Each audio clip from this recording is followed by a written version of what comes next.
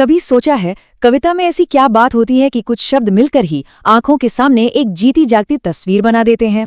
ये एक तरह का जादू है ना, जो हमें सिर्फ कुछ पढ़ाता नहीं बल्कि महसूस कराता है। तो आज हम इसी जादू को समझने वाले हैं। साहित्य की दुनिया में इसे कहते हैं बिंब। अब जरा निराला की इन पंक्तियों पर गौर कीजिए।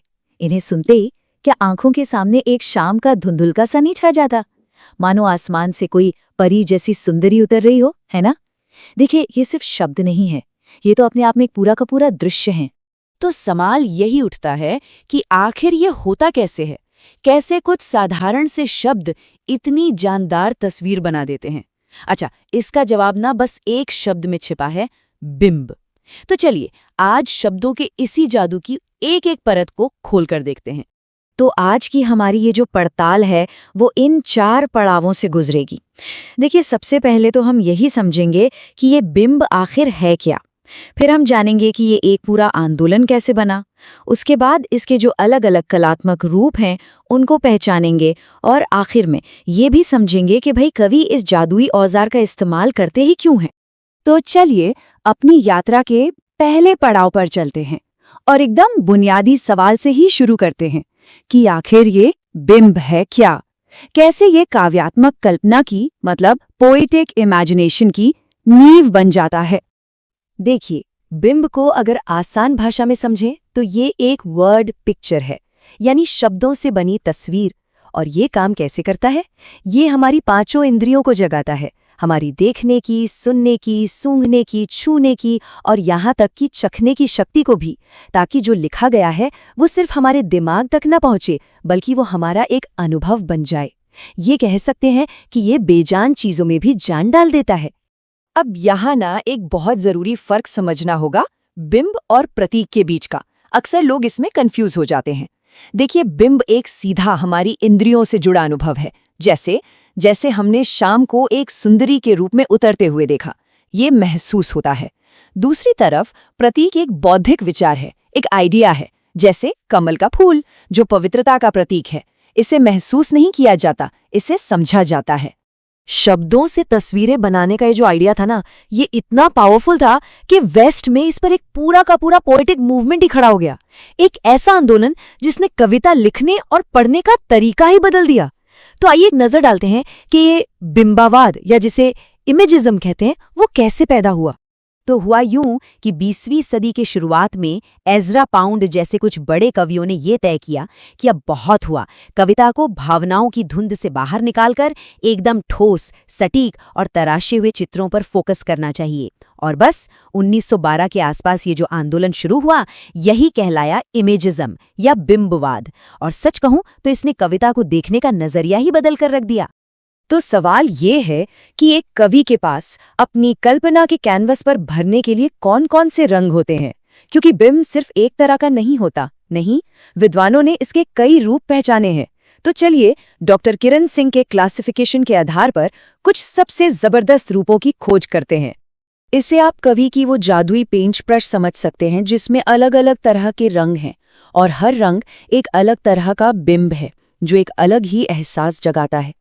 तो हम क्या करेंगे, हम इनमें से कुछ खास तरह के बिंबों को उदाहरणों के साथ देखेंगे ताकि इस कला को और बेहतर तरीके से समझा जा सके।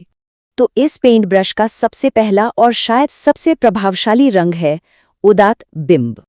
अच्छा, ये वो बिंब है जो हमारे मन में बहुत ही भव्य, विशाल, मतलब एपिक सीन बना देता है, जिसे देखकर हम हैरान रह जाएं। निराला की राम की शक्ति पूजा से ये पंक्तियां देखिए। यहाँ राम का जो चित्र उभरता है, बिखरी हुई जटाएं जो उनकी पीठ, बाहों और छाती पर फैली हैं, ये कोई साधारण तस्वीर नहीं है। ये एक विराट, एक भव्य व्यक्तित्व का एहसास कराती है। और बस यही उदात्त बिंब की ताकत है। तो इसका मतलब क्या हुआ? उदात्त बिंब का असली मकसद हमें रोजमर्रा की दुनिया से उठाकर किसी महान या विशाल चीज के सामने खड़े होने का अनुभव देना है। एक हैरानी, एक आश्चर्य का भाव पैदा करना। चलिए अब एक और बहुत ही मजेदार बिंब देखते हैं, जिसे कहते हैं मिश्रित बिंब। ये वाला तो बहुत ही दिलचस्प है, क्योंकि इसमें कवि क्या करता है, वो हमारी अलग अलग इंद्रियों को, हमारे सेंसेस को एक साथ मिला देता है। जैसे सुमित्रा नंदन पंत लिखते हैं, इंद्रधनुष की सुनकर टंकार। अब जरा सोचिए, इंद्रधनुष तो आंखों से देखा जाता है, है ना? और टंकार कानों से सुनी जाती है, लेकिन पंत ने यहाँ देखने और सुनने के अनुभव को मिलाकर एक बिल्कुल नया, एक जादुई बिंब बना दिया, जहां हम इंद्रधनुष की आवाज सुन सकते हैं।